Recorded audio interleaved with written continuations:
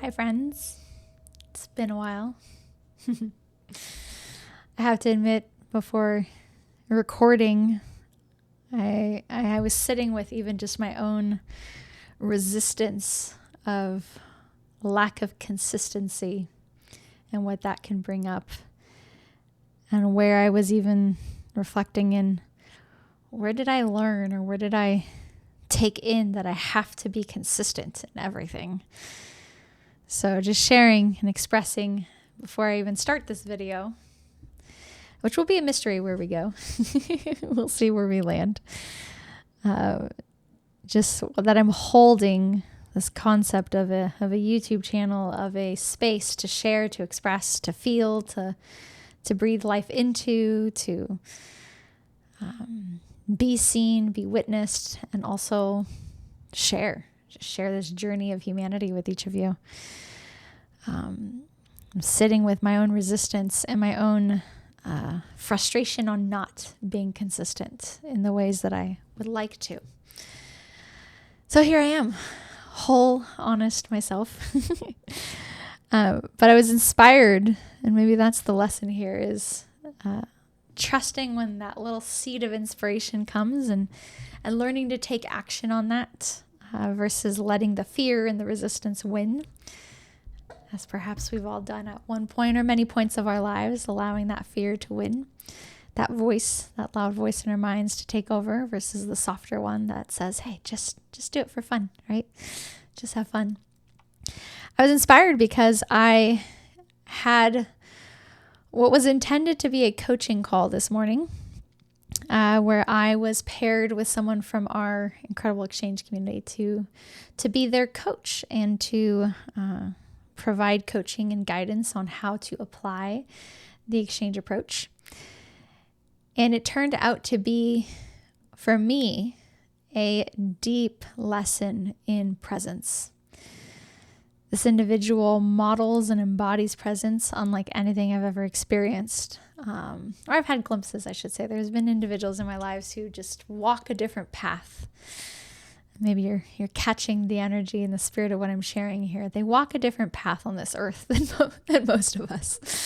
But this individual definitely walks that path. And it was interesting in so many ways, because here I am preparing myself logically, intellectually, for how to best support, putting on the suit of armor we wear, right, when we're here to serve and create something and do something for someone else, the doing.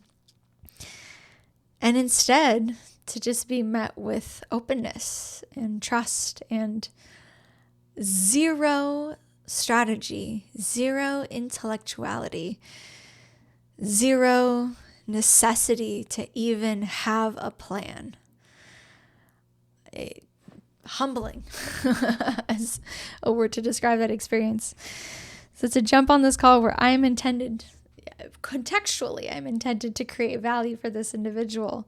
And here I am receiving probably the greatest lesson of all, that of what it's like to be in the presence of someone who just allows presence, to just allow what is to emerge. You can hear my voice quaking, and it's refreshing. It's especially in day and age today where there's just so much noise and chaos and fast action. But this reminder to just allow, and to have, in our conversation, he mentioned this moment in time where the choice, and it was like he was speaking to my soul in this moment. It was very interesting, where he's sharing his own story, and maybe you've experienced this in conversations with people. Just in sharing your own story, something is like, this was meant for me. This message was meant for me in this moment. And we spoke of this moment of choice, of choosing myself or choosing the universe. And there's no right or wrong here. And he shares that at this particular phase of his life, he had chosen himself. And here he was 20 years later, reflecting back on that choice, recognizing he since then has made the choice to choose the universe over himself. And that just, what it did for me was create such a layer of clarity that I don't think I like felt it in the moment, but it like, it's kind of like a nice debrief to just express it. To really let go of trying to be somebody, of letting go of trying to be an identity. And especially with so many question marks in our lives right now, with so much happening in the world, I feel like every conversation I've been having with someone it's been a tough year. There's a lot of hard moments people are going through. So what might it be like to really let go of even the attachment to this person, this persona that we've created for ourselves that lives through these experiences and puts a story and a judgment around the experience, right? I'm going pretty meta here, but it was such a profound, a simple moment, but so profound, and just the reflection and the authenticity in which this was shared of what it was like. And without even needing for this individual to share more, I was like able to sense and just pick up what 20 years of choosing self comparative to the energy and persona of how I've received this individual and how I've witnessed this person, and this is just knowing the difference and how to show up when you're choosing the universe, which could mean, God, source, light, love, whatever it might be, whatever words you want to replace with that, but choosing something greater than this small person that we are.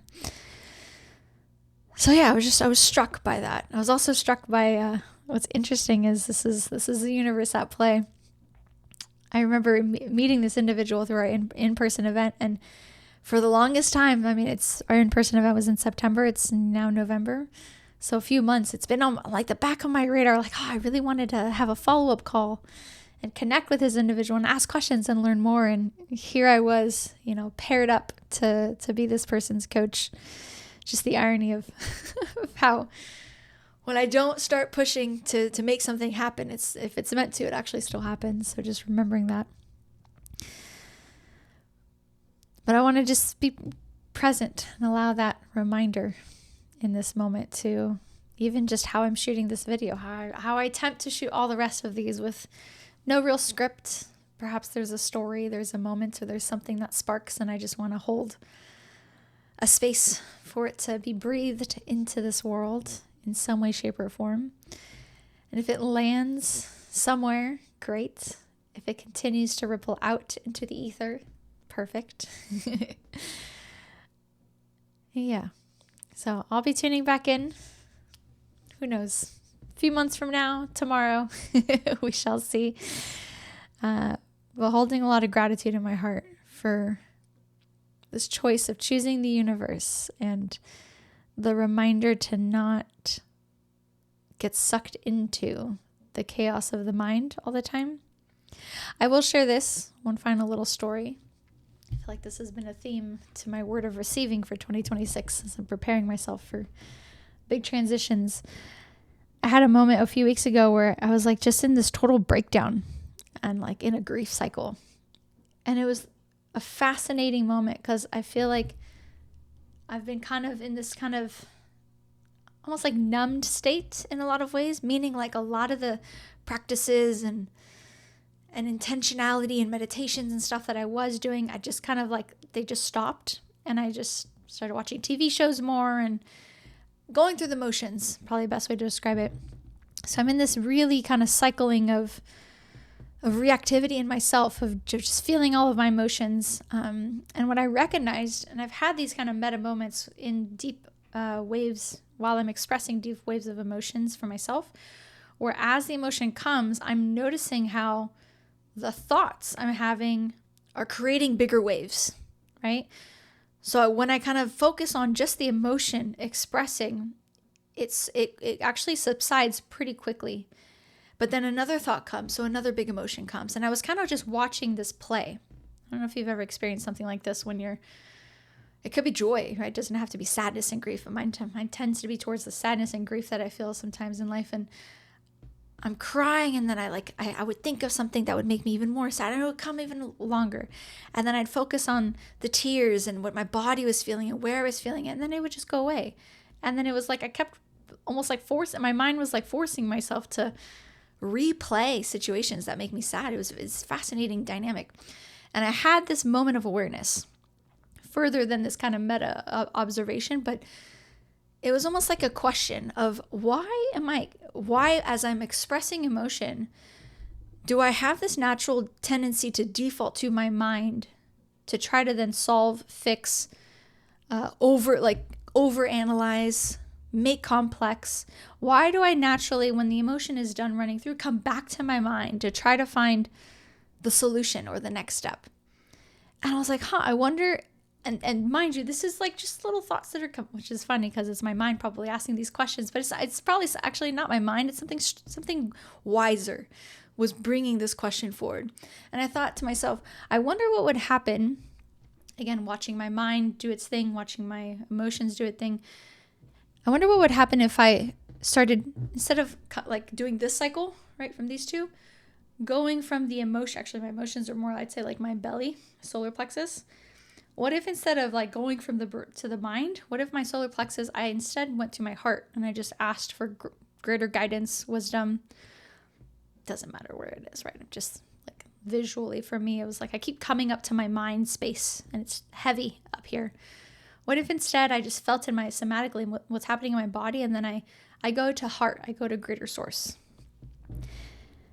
And so as the next big wave of emotion came, instead of naturally defaulting to my mind, I kind of just was watching the emotion, feeling it, expressing it, and then instead I just kind of I felt myself almost opening to something greater for guidance. Now, I'm a very visual person, and what I immediately was just powerful, actually, now that I think back to it. As I'm feeling these big emotions, and I'm kind of creating what felt like this opening, it was almost like all of a sudden I started seeing myself and like hearing this message of, I like saw myself at a table setting, like one-on-one with someone. And it's like the message was clear. You're playing the wrong game. This cycle of the mind is I'm trying to master the mind. I'm trying to master this game, but it's not even the right game. And then it kind of like the vision, again, I'm still kind of having this process, but it's like all this is happening in the background. I then almost feel like the game to play, not even a game. It's like there is so much I don't know. And it was like this awareness of just going from this tiny, tight table, almost competing one-on-one with someone, trying to master something, trying to be better than, trying to just trying at all, to like this open space, to almost like it was like a table, but then there was no table. It was kind of like, there is so much here that you have no idea. But I'm so focused on, like the blinders, I'm so focused on this little competition, this little 101 with myself, this constant mind loop of chaos and complexity and heaviness, that the emotion kind of stopped, and I remember just sitting there with, wow, I don't know that my mind could have created that kind of a resolution or a sentiment of openness and receiving, that instead of defaulting again to that mind pattern, what might it be like to default to something greater? And it was a powerful experience for me to kind of almost like allow myself to receive my own wisdom. And maybe it's mine or greater source, or again, whatever word you want to fill that in with. But it felt like a pivotal moment of something that shifted in how I was choosing to operate in that instance. And then life went back to normal. And then here I have this moment again today of a reminder. And so I think just a gift to myself, a gift to recognize there's gifts everywhere.